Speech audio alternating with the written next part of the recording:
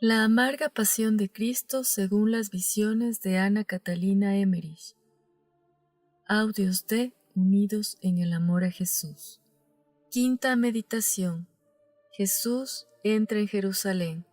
Por la mañana, mientras los apóstoles estaban en Jerusalén ocupados con los preparativos de la Pascua, Jesús, que se había quedado en Betania, se despidió con gran afecto de las santas mujeres, de Lázaro y de su Santa Madre, y les dio las últimas indicaciones. Yo vi al Señor hablar a solas con su madre, y le dijo, entre otras cosas, que había enviado a Pedro, el apóstol de la fe, y a Juan, el apóstol del amor, delante de él para preparar la Pascua en Jerusalén. Le dijo, hablando de Magdalena, cuyo dolor era inmenso, que su amor era muy grande, pero todavía de algún modo humano, y que por eso el dolor la ponía fuera de sí.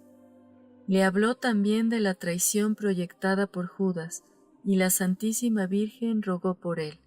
Judas había dejado otra vez Betania para ir a Jerusalén, con el pretexto de pagar unas deudas. Corrió todo el día de un fariseo a otro y acordó el pago con ellos. Le mostraron quiénes serían los soldados encargados de prender a nuestro divino Salvador. Judas pensó sus excusas de modo que pudiera justificar su ausencia. Yo he visto todos sus cálculos y todos sus pensamientos. Era de natural activo y dispuesto, pero esas buenas cualidades topaban con la avaricia, la ambición y la envidia, pasiones que él no se esforzaba en combatir. En ausencia de Jesús, había incluso obrado milagros y curado enfermos. Cuando nuestro Señor le dijo a la Santísima Virgen lo que iba a suceder, ella le pidió, de la manera más tierna, que le dejase morir con él. Pero él la exhortó a tener más resignación en su pena que las otras mujeres. Le dijo también que resucitaría, y el lugar donde se le aparecería. Ella no lloró mucho ante él, pero su dolor era indescriptible. Había algo casi espantoso en su profundo recogimiento. El Señor le agradeció como hijo piadoso el amor que ella le tenía, y la estrechó contra su corazón. Le dijo también que celebraría espiritualmente la última cena con ella, y le indicó la hora en que ella recibiría su preciosa sangre. Se despidió una vez más de todos y les dio las últimas instrucciones. Jesús y los apóstoles salieron a las 12 de Betania y se encaminaron a Jerusalén. Con ellos iban 7 discípulos que eran de Jerusalén y sus alrededores, excepto Natanael y Silas. Entre ellos estaban también Juan y Marcos, el hijo de la pobre viuda que el jueves anterior había ofrecido su último dinero en el templo mientras Jesús predicaba. Nuestro Señor lo había tomado consigo desde hacía pocos días. Las santas mujeres lo siguieron al cabo de un rato. Jesús y sus compañeros rodearon el monte de los Olivos, caminaron por el valle de Josafat y llegaron incluso hasta el monte Calvario. Mientras caminaban no cesaba de instruirlos. Dijo entre otras cosas a los discípulos que hasta entonces les había dado pan y vino, pero que hoy les daría su carne y su sangre, su ser entero, todo lo que era y todo lo que tenía. La expresión de nuestro Señor mientras decía esto era tan dulce que su alma parecía estar saliendo de su boca con sus palabras, y parecía languidecer de amor deseando que llegara el momento de darse a los hombres. Sus discípulos no lo comprendieron, y creyeron que estaba hablándoles del Cordero Pascual. No hay palabras para expresar todo el amor y toda la resignación contenidos en los últimos discursos de nuestro Señor en Betania y en su camino a Jerusalén. Los 7 discípulos que habían seguido al Señor a Jerusalén no recorrieron el camino en su compañía. Fueron a llevar al cenáculo los hábitos ceremoniales de la Pascua y volvieron a casa de María, la madre de Marcos. Cuando Pedro y Juan llegaron al cenáculo con el cáliz, Los vestidos para la ceremonia ya estaban en el vestíbulo, donde los discípulos y algunos otros compañeros los habían dejado. Habían colocado también colgaduras en las paredes desnudas, destapado las aberturas de arriba y habían encendido 3 lámparas. A continuación, Pedro y Juan fueron al valle de Josafat y avisaron a nuestro Señor y a los apóstoles. Los discípulos y los amigos que iban a celebrar la Pascua con ellos en el cenáculo llegaron más tarde. Sexta meditación. La última Pascua. Jesús y sus discípulos comieron el Cordero Pascual en el cenáculo, divididos en 3 grupos. Jesús con los 12 apóstoles en el cenáculo propiamente dicho. Natanael con otros 12 discípulos en una de las salas laterales. Otros 12 se agruparon en torno a Eliaquim, hijo de Cleofás, y de María, hija de Elí. Eliaquim había sido discípulo de San Juan Bautista. 3 corderos habían sido sacrificados para ellos en el templo. El 4º cordero fue inmolado en el cenáculo, y de ese comieron Jesús y los apóstoles. Judas no sabía eso porque, ocupado en sus artimañas, no había regresado hasta hacía poco y no había estado presente cuando sacrificaron el cordero. El sacrificio del cordero destinado a Jesús y a los apóstoles fue muy emocionante. Se llevó a cabo en el atrio del cenáculo. Los apóstoles y los discípulos presentes cantaron el Salmo 118. Jesús les habló del tiempo nuevo que comenzaba y que los sacrificios de Moisés y del Cordero Pascual iban a cumplirse, y que por esta razón el Cordero debía ser sacrificado como antiguamente en Egipto, porque también ellos estaban a punto de liberarse de la esclavitud. Se dispusieron los recipientes y los instrumentos necesarios. Trajeron un cordero pequeñito tocado con una corona que fue enviada a la Santísima Virgen, a la distancia en la que ella permanecía con las santas mujeres. El cordero estaba atado a una tabla, con una cuerda que le rodeaba el cuerpo. Me recordó a Jesús atado en la columna y azotado. El hijo de Simeón sostenía la cabeza del cordero. Jesús le hizo una incisión en el cuello con la punta de un cuchillo, que dio entonces al hijo de Simeón, quien acabó de matarlo. A Jesús parecía repugnarle tener que herir al animal. Lo hizo deprisa, pero con solemnidad. La sangre fue recogida en un cuenco y Jesús mojó en ella un ramo de hisopo. A continuación fue a la puerta de la sala, tintó con sangre los 2 pilares y la cerradura y fijó el ramo sobre la puerta. A continuación fue a la puerta de la sala, tintó con sangre los 2 pilares y la cerradura y fijó el ramo sobre la puerta. Habló luego a los discípulos y les dijo, entre otras cosas, que el ángel exterminador se mantendría alejado, que debían orar en aquel sitio sin temor y sin inquietud cuando él fuera sacrificado. Él mismo, el verdadero Cordero Pascual, que un nuevo tiempo y un nuevo sacrificio iban a comenzar y que durarían hasta el fin del mundo.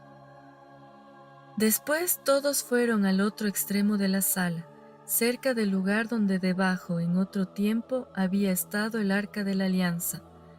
El horno estaba encendido. Jesús echó la sangre sobre el lugar y lo consagró como un altar. Luego, seguido de los apóstoles, fue rodeando el cenáculo y lo consagró como un nuevo templo. Mientras tanto, todas las puertas permanecían cerradas. El hijo de Simeón había completado ya la preparación del cordero. Lo había colocado sobre una tabla, con las patas de delante cada una atada a un palo, y las de atrás juntas y extendidas. Recordaba a Jesús sobre la cruz, y fue metido en el horno para ser asado con los otros 3 corderos sacrificados en el templo. Los corderos pascuales de los judíos se mataban todos en el atrio del templo, aunque en 3 sitios distintos. Uno para las personas distinguidas, otro para la gente común y otro para los extranjeros. El Cordero Pascual de nuestro Señor no fue sacrificado en el templo, pero todo se hizo conforme a la ley. Jesús pronunció todavía otras palabras y dijo a sus discípulos que el Cordero era solo un símbolo, que Él era el verdadero Cordero Pascual y que sería sacrificado al día siguiente, y otras cosas que he olvidado. Tras estas palabras de Jesús, y habiendo llegado Judas, empezaron a disponerse las mesas. Los discípulos se pusieron los vestidos de ceremonia que estaban en el vestíbulo, se cambiaron las sandalias y se colocaron encima una especie de camisa blanca y una capa que era más corta por delante que por detrás. Se sujetaron los vestidos en la cintura y se remangaron las mangas que eran muy anchas. Cada grupo fue a la sala que le había sido asignada, los discípulos a las salas laterales. Nuestro Señor con los apóstoles se quedó en la del cenáculo.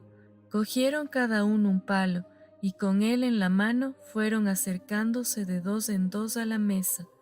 Permanecieron de pie, cada cual en su sitio, con el palo apoyado sobre los brazos extendidos y las manos levantadas. La mesa era estrecha y con forma de herradura y de una altura algo superior a la rodilla de un hombre. Frente a Jesús, dentro del semicírculo, se dejó un sitio vacío desde donde poder servir los platos. Tal como lo recuerdo, Juan, Santiago el mayor y Santiago el menor estaban a la derecha de Jesús. A ese extremo de la mesa se sentaba Bartolomé, en el otro lado Tomás y Judas Iscariote. A la izquierda de Jesús estaba Pedro, Andrés y Tadeo, y en la punta de la izquierda Simón, y a continuación Mateo y Felipe. En medio de la mesa estaba la bandeja con el Cordero Pascual. Su cabeza reposaba entre sus patas delanteras, dispuestas en cruz. Las patas de atrás seguían extendidas. Todo el borde de la fuente estaba adornado con ajos. Junto a esta bandeja había un plato con la carne asada de Pascua, además de un plato con verduras y un segundo plato con manojitos de hierbas amargas que parecían hierbas aromáticas. Frente a Jesús había otra fuente con hierbas y un plato con una salsa oscura y espesa. Los discípulos tenían cada uno ante sí unos panes redondos y planos sin levadura en lugar de platos y cuchillos de marfil. Después de la plegaria, el sirviente principal puso delante de Jesús sobre la mesa el cuchillo para cortar el cordero y también una copa llena de vino. Luego llenó las otras 6 copas, situadas cada una entre 2 apóstoles. Jesús bendijo el vino y lo bebió. Los apóstoles compartían una copa entre 2. Nuestro Señor partió el cordero. Los apóstoles fueron recibiendo cada uno una porción sobre su pan. Lo comieron muy deprisa, separando la carne de los huesos con sus cuchillos de marfil y quemando después los huesos. Todo esto lo hicieron de pie, apenas apoyados en el respaldo de sus asientos. Jesús partió uno de los panes ácimos, guardó una parte y distribuyó la otra entre los apóstoles. Su copa de vino fue llenada de nuevo, pero Jesús no bebió. Desde ahora no beberé más de este fruto de vida hasta aquel día, cuando lo beba de nuevo con vosotros en el reino de Dios. Después de beber cantaron un himno. Jesús rezó o permaneció en silencio, y luego se lavaron las manos de nuevo. A continuación se sentaron. Nuestro Señor partió todavía otro cordero que hizo llevar a las santas mujeres, que comían en una de las estancias del patio. Los apóstoles comieron todavía verduras y lechuga. Jesús tenía una expresión de recogimiento y serenidad tan grandes como yo no le había visto nunca. Dijo a los apóstoles que olvidaran todas sus preocupaciones. La Santísima Virgen, sentada a la mesa de las mujeres, estaba también llena de serenidad. Cuando las demás mujeres se le acercaban y tiraban suavemente de su velo para llamar su atención y hablar con ella, sus movimientos manifestaban una gran placidez de espíritu. Al principio Jesús conversó afectuosamente con sus apóstoles, después fue quedándose serio y melancólico, y les dijo: «De cierto os digo que uno de vosotros me ha de entregar». Había solo una fuente con lechuga, y Jesús la repartía a los que estaban a su lado. Luego encargó a Judas, que estaba enfrente, que la distribuyera a los compañeros de su lado de mesa. Cuando Jesús habló de un traidor, lo que llenó a todos de espanto, dijo: «Un hombre que mete la mano conmigo o en el mismo plato, ese me ha de entregar». Lo que significa: uno de los 12 que están comiendo y bebiendo conmigo, uno de los que comparten mi pan. No señaló claramente a Judas ante los otros, pues meter la mano en el mismo plato era una expresión que también quería decir que se tenía la mayor intimidad. Sin embargo, quería que Judas, que había metido la mano en el mismo plato que el Señor para repartir la lechuga, se diera por enterado. Jesús añadió: «El Hijo del Hombre se va, como está escrito de él, mas ay de aquel por quien el Hijo del Hombre es entregado. Bueno le fuera al tal hombre no haber nacido». Los apóstoles, muy turbados, le preguntaban a la vez: «Señor, ¿soy yo?», pues no comprendían del todo las palabras de Jesús. Pedro, por señas, le pedía a Juan que le preguntara a nuestro Señor de quién hablaba, pues habiendo sido reconvenido por Jesús, temía que se estuviese refiriendo a él. Juan, que estaba a la derecha de Jesús y apoyado en el brazo izquierdo, comía con la mano derecha, recostó su cabeza en el pecho de Jesús y le preguntó: «Señor, ¿quién es?». Yo no vi que Jesús lo dijera de palabra, pero dijo: «Es aquel a quien le doy el pan que he mojado». No sé si se lo susurró a Juan, pero éste lo supo en cuanto Jesús mojó el pedazo de pan y se lo ofreció afectuosamente a Judas, quien a su vez preguntó: «¿Soy yo, Señor?». Jesús lo miró con amor y le dio una respuesta ambigua.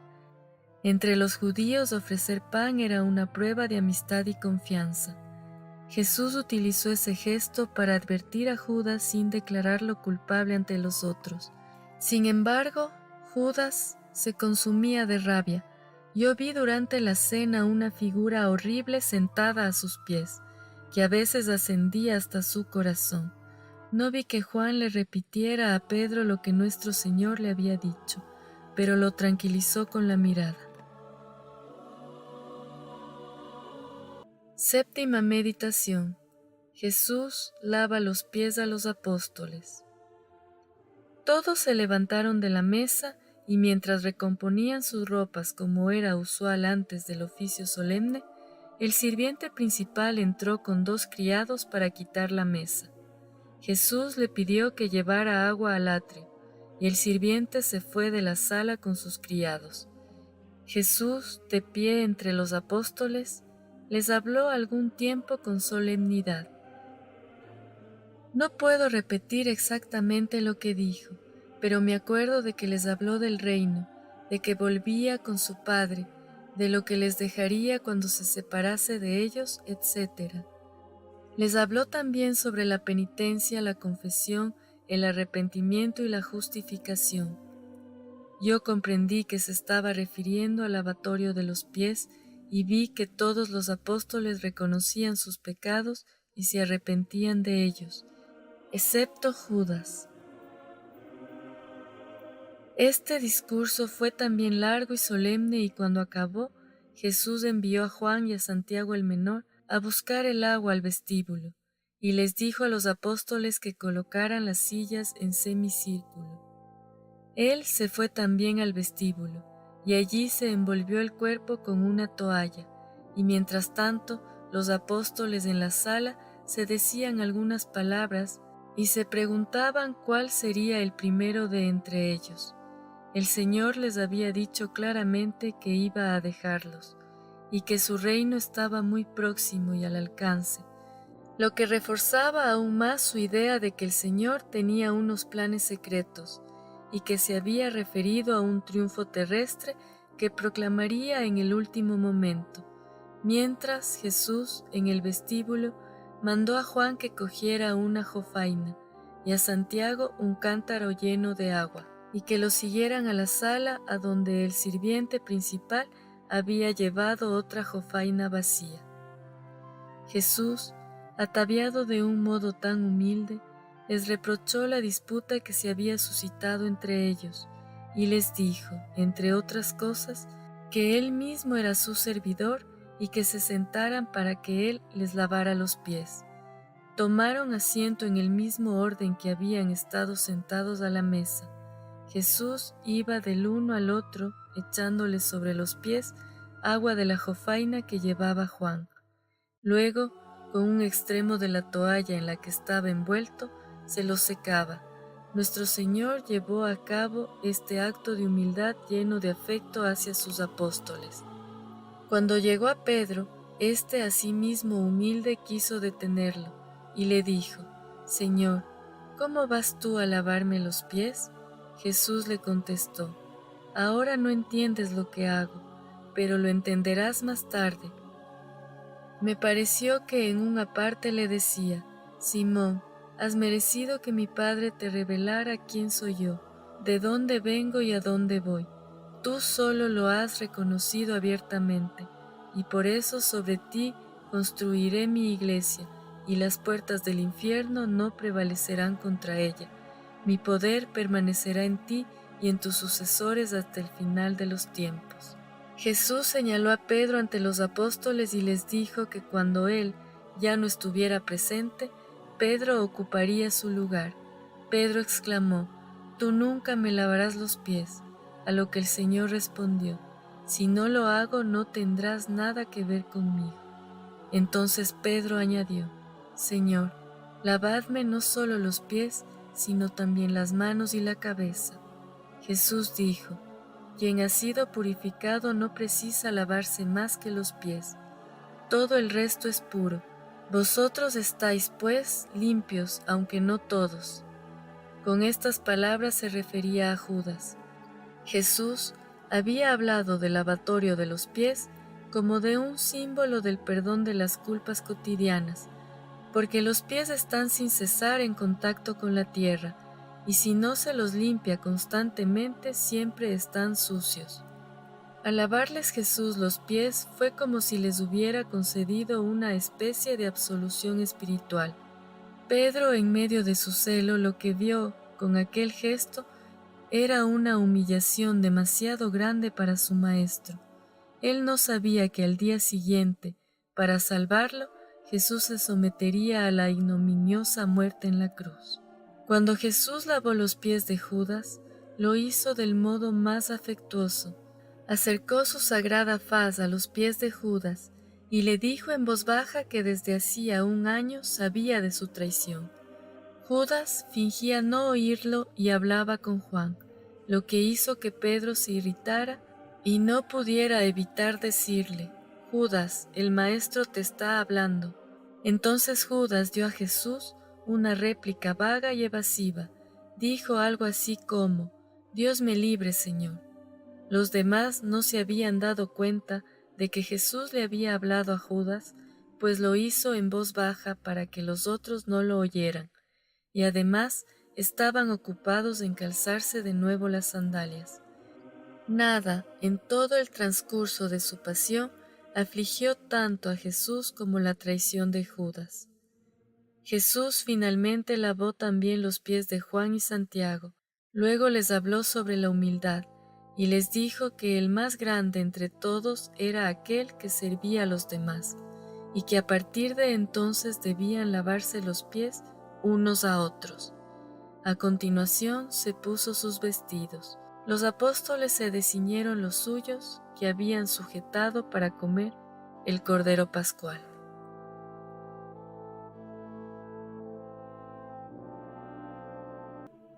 Octava meditación. Institución de la Sagrada Eucaristía. Según indicaciones de nuestro Señor, el sirviente principal volvió a disponer de nuevo la mesa, que habían retirado un poco. Colocándola en medio de la sala, puso sobre ella una jarra llena de agua y otra llena de vino. Pedro y Juan fueron a la parte de la sala en donde estaba el horno del Cordero Pascual a buscar el cáliz que habían traído desde casa de Serafia y que tenían guardado en su bolsa. Lo sujetaron entre los dos a la manera de un tabernáculo y lo dejaron sobre la mesa delante de Jesús. Había también allí una fuente ovalada con 3 panes sin levadura dispuestos sobre un paño de lino, junto con el medio pan que Jesús había guardado en la cena pascual. A su lado tenía asimismo un jarro con agua y vino y 3 recipientes, uno con aceite espeso, otro con aceite claro y el tercero vacío. Desde tiempos inmemorables se observaba la costumbre de comer del mismo pan y beber de la misma copa al finalizar la comida, como signo de fraternidad y amor, y para dar la bienvenida o despedirse. Creo que en las Sagradas Escrituras se habla más de esto. En la última cena Jesús elevó esa costumbre que hasta entonces había sido un rito simbólico y figurativo a la dignidad del más grande sacramento.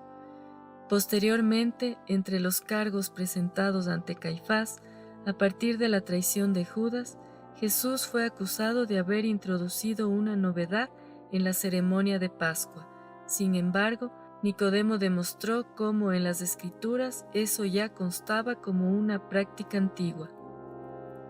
Jesús se encontraba entre Pedro y Juan, las puertas estaban cerradas y todo tenía un aire misterioso y solemne. Cuando el cáliz fue sacado de su bolsa, Jesús oró y habló a sus apóstoles con gran seriedad. Yo vi a Jesús explicándoles el significado de la cena y toda la ceremonia, y me hizo pensar en un sacerdote enseñando a otros a decir misa. Jesús tenía delante una bandeja en la cual reposaban los vasos, y tomando el paño de lino blanco que cubría el cáliz, lo extendió sobre la bandeja. Después le vi quitar de encima del cáliz una tapa redonda y ponerla sobre la misma bandeja. A continuación, retiró el paño que cubría los panes ácimos y los puso sobre. Sacó también de dentro del cáliz una copa más pequeña y repartió a su derecha y a su izquierda las 6 copas de que estaba rodeado. Entonces bendijo el pan y el aceite, levantó con las 2 manos la bandeja con los panes, elevó la mirada y rezó, ofertó, depositó de nuevo la bandeja sobre la mesa y volvió a cubrirla.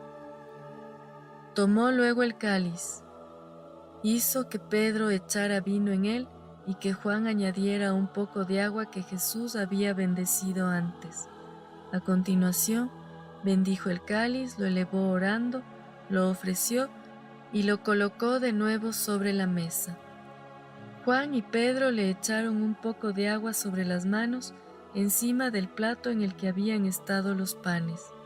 Jesús recogió con la cuchara insertada en el pie del cáliz un poco de agua vertida sobre sus manos y la vertió a su vez sobre las de ellos. Después el plato fue dando la vuelta a la mesa y todos se lavaron las manos sobre él. Todo esto me recordó extraordinariamente el sagrado sacrificio de la misa. Mientras tanto, Jesús se mostraba cada vez más tierno y afectuoso con sus discípulos. Les repitió que iba a darse a ellos entero, todo lo que él tenía, es decir, él mismo, como si estuviera transido de amor. Le vi volverse transparente, hasta parecer una sombra luminosa. Partió el pan en varios trozos y los dejó sobre la bandeja. Cogió un poco del primer pedazo y lo echó en el cáliz. En el momento en que hizo eso, me pareció ver a la Santísima Virgen recibiendo el sacramento espiritualmente, aún no estando presente. No sé cómo, pero me pareció verla entrar, caminando sin tocar el suelo, y llegar hasta donde estaba nuestro Señor para recibir de Él la Sagrada Eucaristía. Después ya no la vi más. Aquella mañana en Betania, Jesús le había dicho que celebraría la Pascua con ella en espíritu, y le había indicado la hora en que debía ponerse a orar para recibir la Eucaristía. Jesús rezó y les enseñó aún unas cuantas cosas más. Sus palabras salían de su boca como un fuego luminoso, y como tal entraban en los apóstoles, en todos excepto en Judas. Cogió la bandeja con los trozos de pan y dijo: «Tomad y comed, este es mi cuerpo, que será entregado por vosotros». Extendió la mano derecha en señal de bendición, y mientras lo hacía, todo él resplandecía. Sus palabras eran luminosas y el pan entraba en la boca de los apóstoles como una sustancia brillante. Yo vi cómo la luz penetraba en todos ellos. Solo Judas permanecía en tinieblas. Jesús ofreció primero el pan a Pedro, después a Juan, y a continuación hizo señas a Judas para que se acercara. Judas recibió el sacramento en tercer lugar, pero las palabras de nuestro Señor parecían huir de la boca del traidor y volver a él.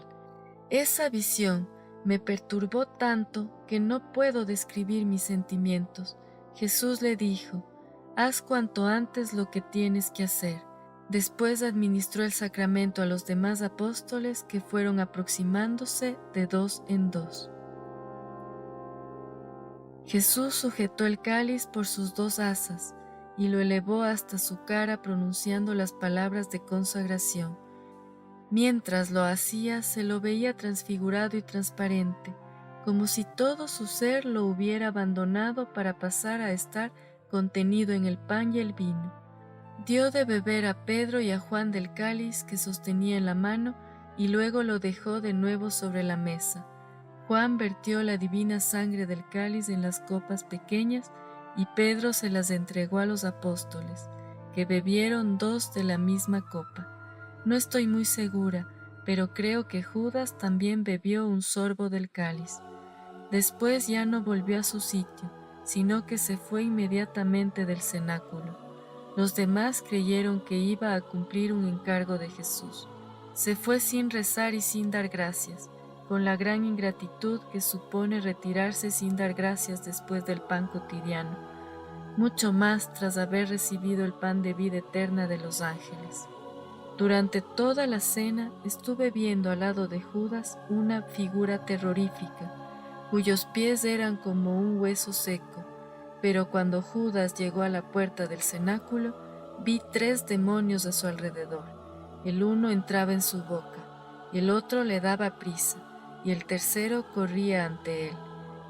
Era de noche, y parecían irle alumbrando el camino. Judas corría como un insensato. Nuestro Señor echó un resto de la divina sangre que había quedado en el fondo del cáliz, la pequeña copa que había estado en su interior. Después puso sus dedos sobre el cáliz y Pedro y Juan echaron de nuevo agua y vino sobre ellos. Después les dio a beber otra vez del cáliz y lo que quedó lo echó en las copas y lo repartió entre los demás apóstoles. A continuación Jesús limpió el cáliz, metió dentro la pequeña en la que había guardado el resto de la sangre divina. Puso encima la bandeja con lo que quedaba del pan consagrado. Le colocó la tapadera, envolvió el cáliz y lo situó en medio de las 6 copas. Yo vi cómo, después de la resurrección, los apóstoles comulgaban con los restos del Santísimo Sacramento. No recuerdo que el Señor comiera o bebiera el pan y el vino consagrados. Tampoco vi que Melquisedec lo hiciera cuando ofreció él también pan y vino. Pero sé por qué los sacerdotes participan del sacramento aunque Jesús no lo hiciera. Si los ángeles la hubieran distribuido, ellos no hubieran participado de la Eucaristía. Pero si los sacerdotes no participaran, lo que queda de la Eucaristía se perdería. Así que lo hacen para preservarla. Había una indescriptible solemnidad en todo lo que Jesús hizo durante la Sagrada Eucaristía, y cada uno de sus movimientos estaba lleno de majestad. Vi que los apóstoles anotaban cosas en sus pequeños trozos de pergamino que llevaban consigo. Varias veces durante la ceremonia los vi también inclinarse unos ante otros, como hacen nuestros sacerdotes.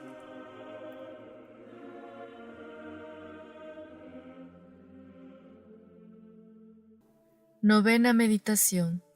Instrucciones privadas y consagraciones.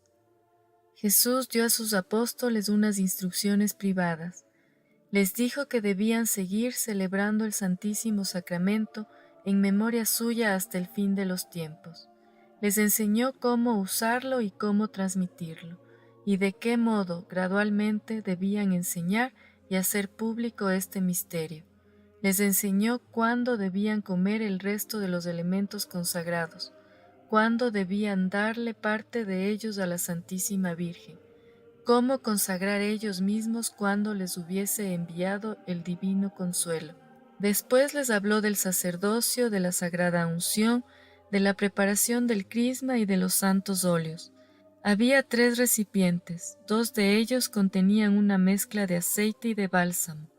Les enseñó a hacer esta mezcla, a qué partes del cuerpo se debía aplicar y en qué ocasiones. Recuerdo, entre otras cosas, que citó un caso en que la Sagrada Eucaristía no debía ser administrada. Puede que fuera en la extrema unción. Mis recuerdos no están claros en este punto.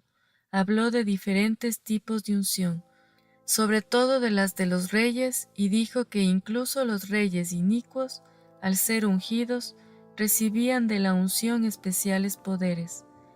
Puso un poco de ungüento y de aceite en un recipiente vacío y los mezcló. No puedo decir con total seguridad si fue entonces o al consagrar el pan cuando bendijo el aceite. Después vi cómo Jesús ungía a Pedro y a Juan, en cuyas manos él había vertido el agua que había corrido por sus manos y a los cuales había dado de beber de su mismo cáliz. A continuación, les impuso las manos sobre la cabeza y sobre los hombros. Ellos unieron sus manos cruzando los pulgares y se inclinaron profundamente ante nuestro Señor hasta ponerse casi de rodillas. Jesús les ungió el dedo pulgar y el índice de cada mano y trazó una cruz sobre sus cabezas con el crisma. Les dijo que también aquello permanecería hasta el fin del mundo. Santiago el menor, Andrés, Santiago el mayor y Bartolomé fueron asimismo consagrados. Vi cómo cruzaba sobre el pecho de Pedro una especie de estola que éste llevaba colgada al cuello. A los otros simplemente se la cruzó desde el hombro derecho hasta el izquierdo. No me acuerdo bien si esto lo hizo durante la institución del Santísimo Sacramento o solo durante la unción. Comprendí que, con esta unción, Jesús les comunicaba algo esencial y sobrenatural que soy incapaz de describir. Les dijo que, en cuanto recibieran el Espíritu Santo, podrían consagrar el pan y el vino y ungir a los demás apóstoles. Me fue mostrado aquí cómo el día de Pentecostés, Pedro y Juan impusieron las manos a los otros apóstoles y una semana después a los demás discípulos. Tras la resurrección, Juan administró por primera vez el Santísimo Sacramento a la Santísima Virgen. Este hecho fue celebrado durante un tiempo por la Iglesia triunfante, aunque la Iglesia terrenal no lo haya celebrado desde hace mucho. Los primeros días después de Pentecostés, solo Pedro y Juan consagraban la Sagrada Eucaristía, pero más tarde vi que los otros consagraban también. Nuestro Señor bendijo, asimismo, fuego en una vasija de hierro, y después de eso se procuró no dejarlo apagar jamás. Fue conservado junto al lugar donde fue depositado el Santísimo Sacramento, del corazón del antiguo horno pascual, y de allí lo sacaban siempre para los usos espirituales. Todo lo que hizo Jesús entonces fue en secreto y fue enseñado también en secreto. La Iglesia ha conservado todo lo que era esencial de esas instrucciones privadas y, bajo la inspiración del Espíritu Santo, lo ha ido desarrollando y adaptando según sus necesidades. Yo no sé si Juan y Pedro fueron consagrados obispos, o solo Pedro y Juan consagrado sacerdote, o qué dignidad fue otorgada a los demás apóstoles. Pero los diferentes modos en que nuestro Señor dispuso las estolas sobre sus pechos parecen indicar distintos grados de consagración. Cuando estas ceremonias concluyeron, el cáliz que estaba junto a la vasija del crisma fue cubierto, y Pedro y Juan llevaron el Santísimo Sacramento a la parte más retirada de la sala, que estaba separada del resto por una cortina de gasa azul, y desde entonces aquel lugar fue el santuario. El sitio donde fue depositado el Santísimo Sacramento estaba muy poco más elevado que el horno pascual. José de Arimatea y Nicodemo cuidaron el santuario y el cenáculo en ausencia de los apóstoles. Jesús dio todavía instrucciones a sus apóstoles durante largo rato y también rezó varias veces. Con frecuencia parecía conversar con su Padre Celestial. Estaba lleno de entusiasmo y de amor. Los apóstoles estaban exultantes de gozo y de celo, y le hacían diversas preguntas que él les contestaba. La mayoría de estas palabras están en las Sagradas Escrituras. El Señor dijo a Pedro y a Juan diversas cosas que luego ellos debían transmitir a los demás apóstoles, y éstos, a su vez, a los discípulos y a las santas mujeres, según la capacidad de cada uno para los conocimientos transmitidos. Jesús habló en privado con Juan, le dijo que viviría más tiempo que los otros. Le contó también algo relativo a las 7 iglesias, coronas, ángeles, y le dio a conocer misteriosas representaciones que, según yo creo, significaban varias épocas. Los otros apóstoles sintieron un poco de envidia por esa confianza particular que Jesús le había demostrado a Juan. Jesús habló de nuevo del traidor. Ahora está haciéndolo, decía, y de hecho, yo vi a Judas haciendo exactamente lo que Jesús decía. Pedro aseguraba con vehemencia que él sería siempre fiel a Jesús, y éste dijo: Simón, Simón, Satanás te desea para molerte como trigo, pero yo he rogado por ti para que tu fe no desfallezca, y que, cuando tú seas confirmado, puedas confortar a tus hermanos.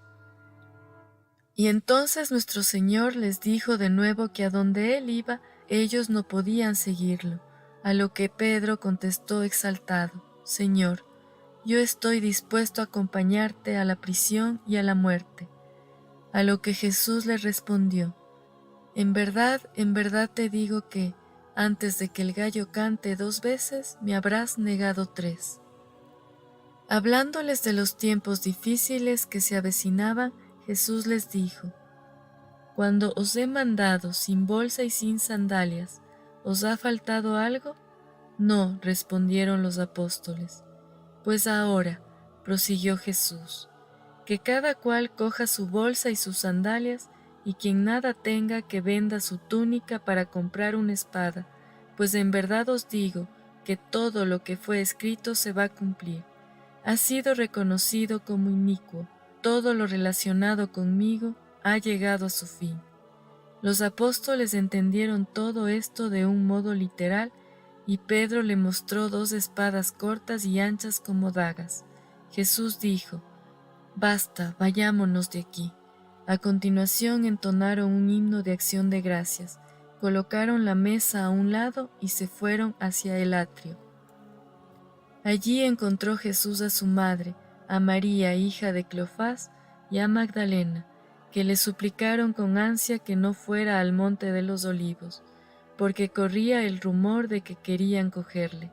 Pero Jesús las consoló con pocas palabras, y se alejó rápidamente de ellas. Debían de ser cerca de las 9. Bajaron por el camino que Pedro y Juan habían seguido para llegar al cenáculo, y se dirigieron al monte de los Olivos.